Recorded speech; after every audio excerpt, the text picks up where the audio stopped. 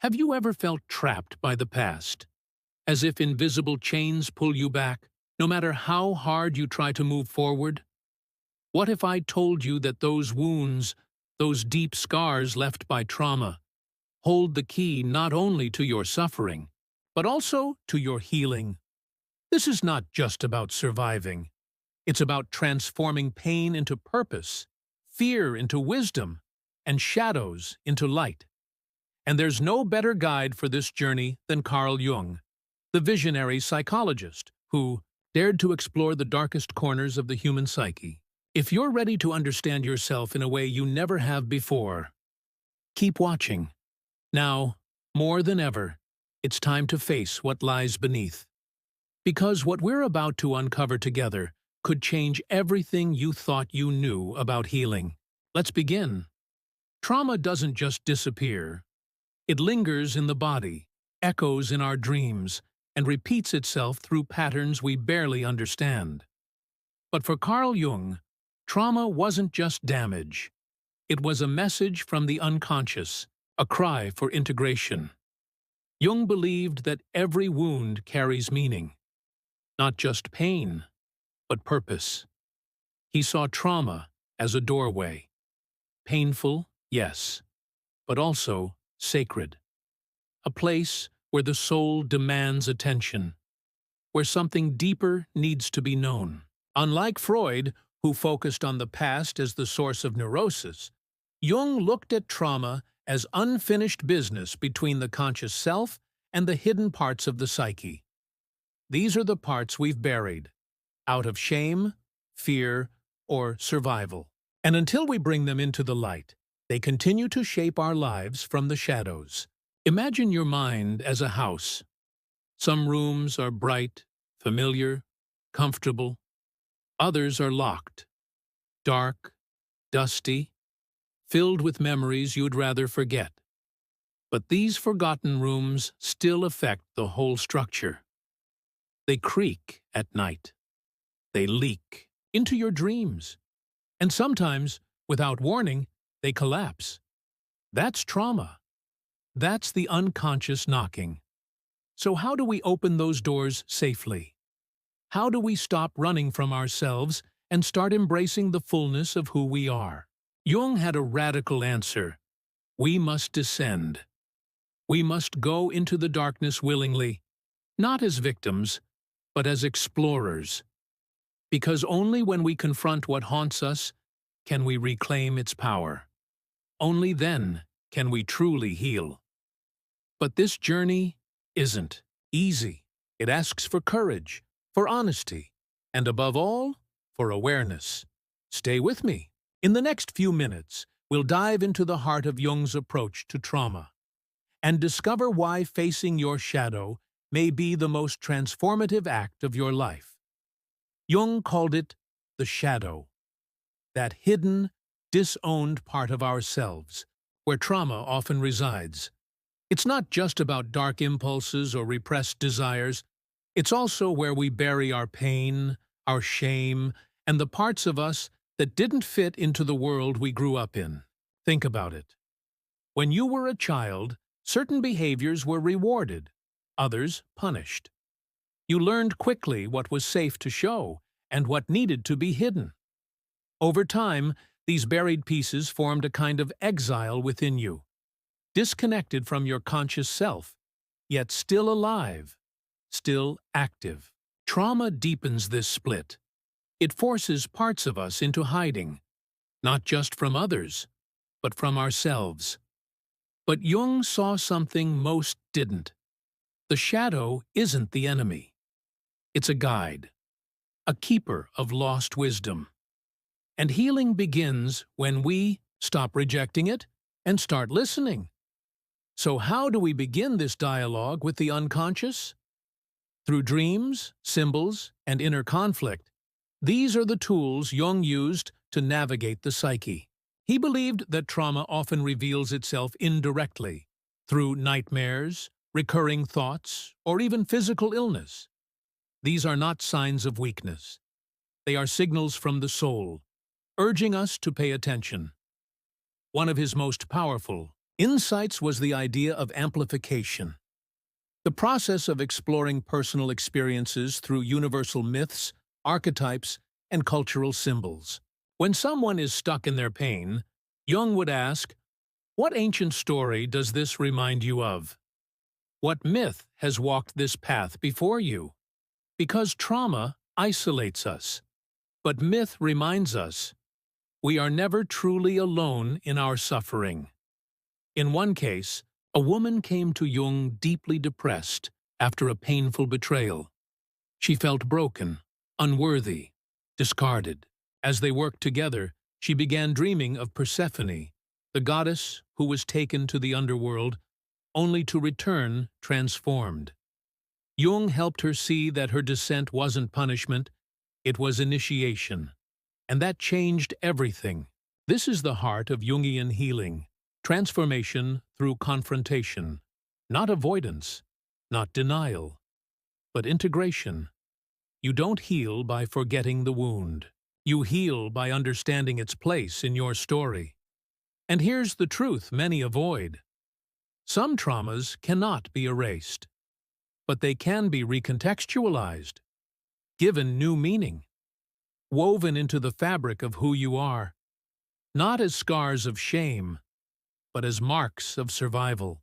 So if you've ever wondered why old wounds keep resurfacing, know this: your psyche is trying to tell you something important. Are you ready to listen?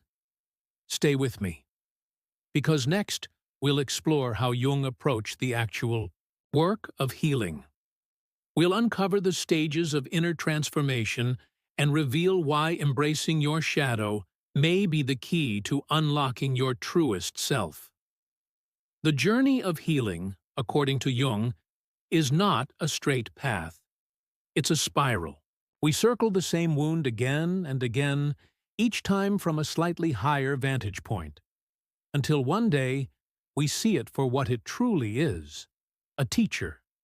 He called this process individuation, the gradual unification of the self through the integration of the conscious and unconscious mind. It's not about becoming perfect, it's about becoming whole. And trauma, painful as it is, often serves as the catalyst for this transformation. Think of it like this. Imagine you're walking through life with a stone in your shoe. At first, you barely notice it. Then it starts to hurt. You limp. You avoid certain paths. Over time, the pain becomes so familiar that you forget it's even there. But then something happens. Maybe a fall. Maybe a moment of deep frustration. And you finally stop. You take off your shoe. You pull out the stone. That's what trauma does. It forces us to stop, to look down, to finally feel what we've been carrying all along. Jung understood this deeply. He didn't just study trauma. He lived it. His own breakdown in midlife led him into the depths of his unconscious.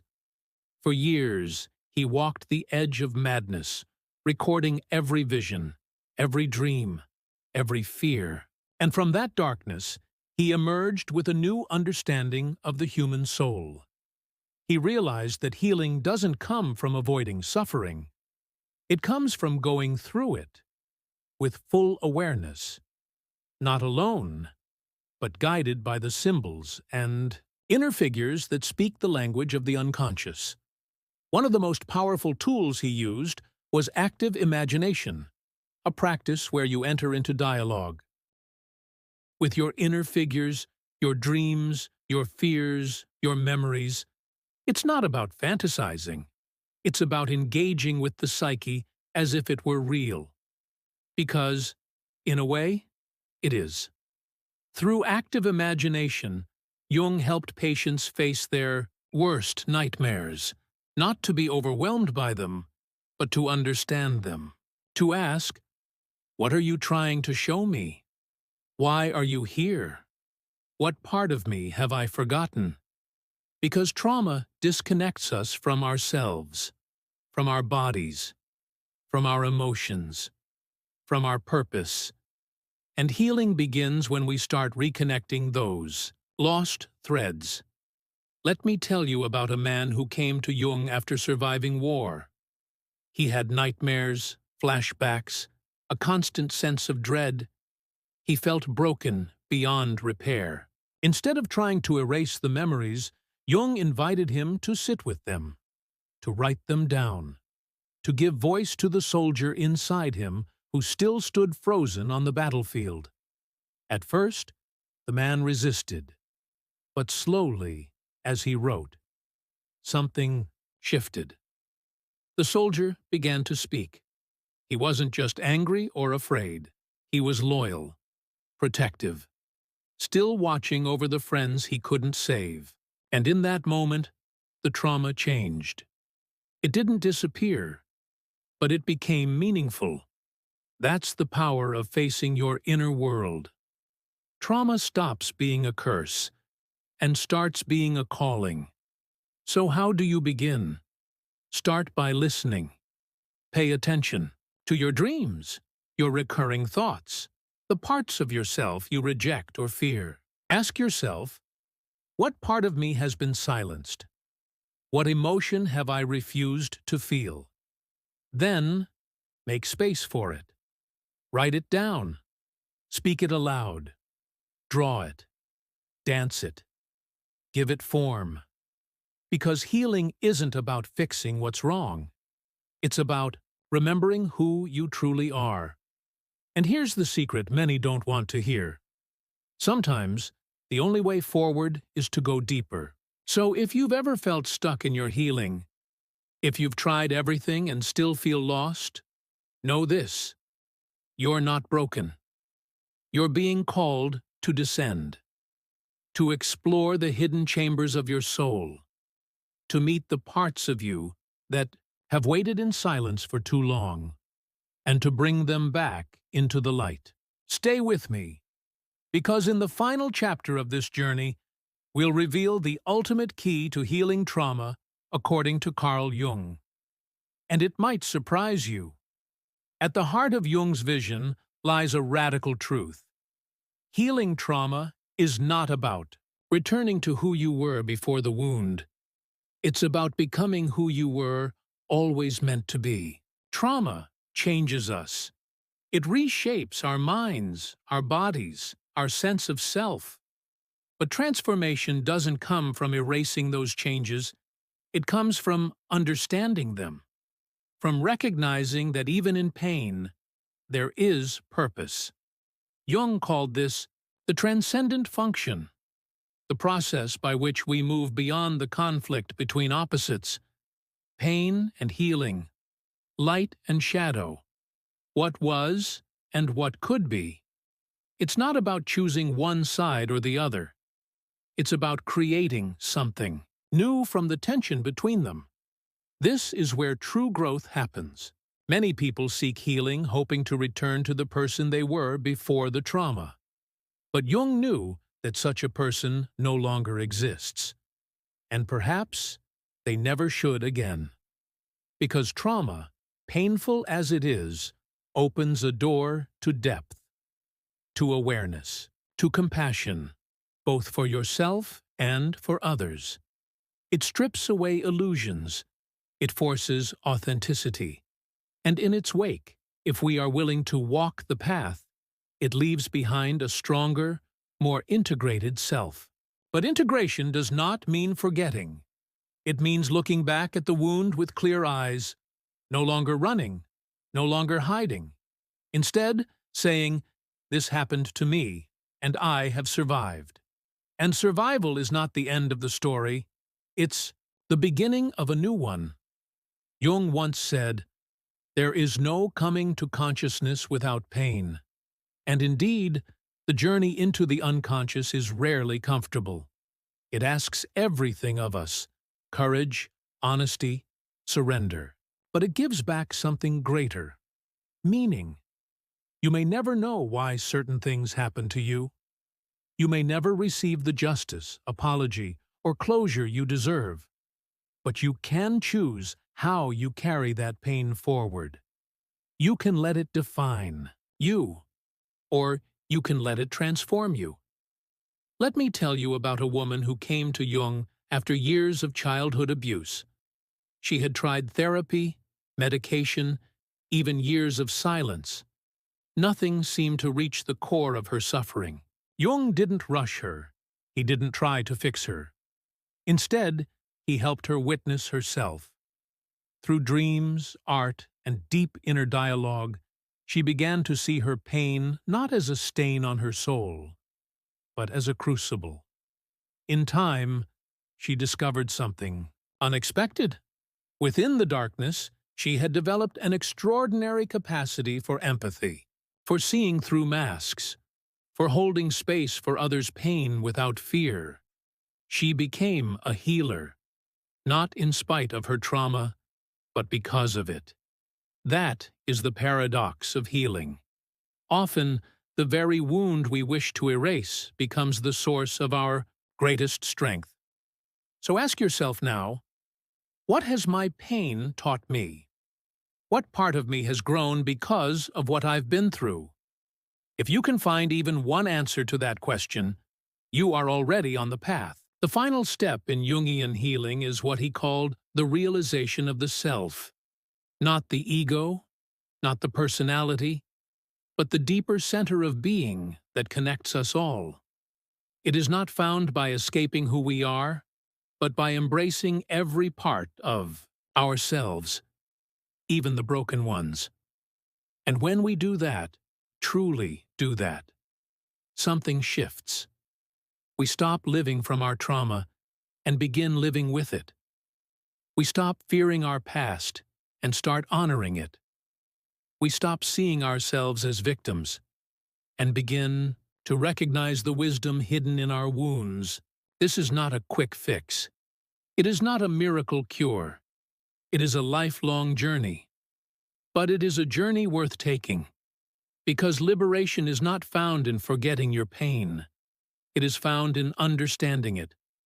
And when you finally stand face to face with your deepest wound, not with fear, but with curiosity and compassion, you will find something waiting for you there. Not just suffering, but also truth.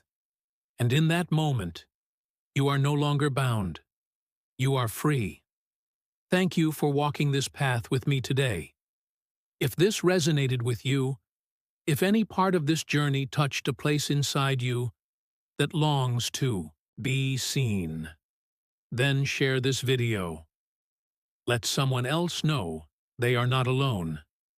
Remember to like, subscribe, and join the Inner Mirror community, because this journey doesn't end here. The mirror still has more to show, and together, we will keep looking.